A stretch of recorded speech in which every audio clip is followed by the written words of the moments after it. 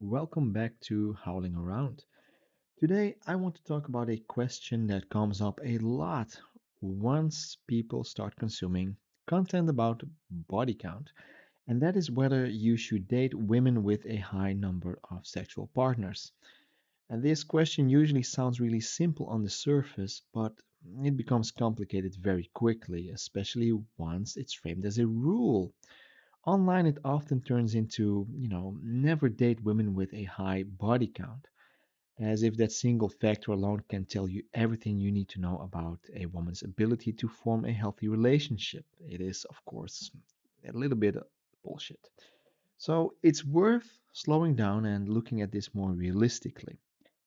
The first thing that rarely gets acknowledged is that body count is not objective. It's not a verifiable fact. There is no reliable way to know someone's exact sexual history. You just can't, you will never really know for sure.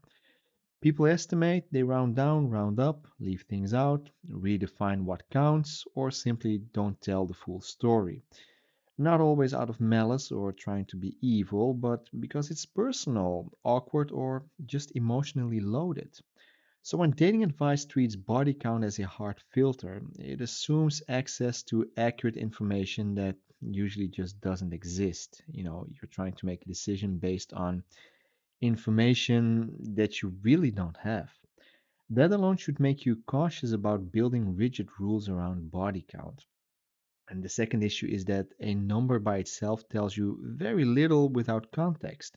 Someone can have a high number because they went through a chaotic phase, because they dated casually for a few years, or because they avoided long term commitment during a certain period of their lives. None of those automatically mean they are incapable of forming a stable relationship with you. And at the same time, it's also true that sexual history can reflect patterns, sure. And for some people, a high number is tied to impulsivity, emotional avoidance, or difficulty sustaining closeness, sure. For others, it's simply a reflection of lifestyle at a certain age. That number alone doesn't tell you which one you're dealing with. And, this is where a lot of online advice becomes really misleading. It turns body count into a shortcut, a way to avoid uncertainty, and instead of paying attention to behavior, consistency, and emotional maturity, the focus shifts to a single statistic that feels, decisive, but it isn't. But dating doesn't really work well when you're dealing with shortcuts. Another thing that gets overlooked is that, well, people change. They do. Someone's past behavior does not automatically define their current capacity for commitment. Growth, reflection, and shifting priorities are real things, even if they don't fit neatly into rigid online narratives. That doesn't mean you have to ignore your own preferences. It doesn't mean that, you need to date women that have high body counts. It's perfectly fine to, well, let's say you do know the number, and it's perfectly fine to say, well, I think that's too high. I won't date you. Perfectly reasonable. You know, you can do that. You are allowed to care about values. You are allowed to care about body count, lifestyle alignment, and, how a woman approaches intimacy. That's perfectly fine. If someone's past genuinely conflicts with what you want in a long term relationship, that's a compatibility issue. I said that before.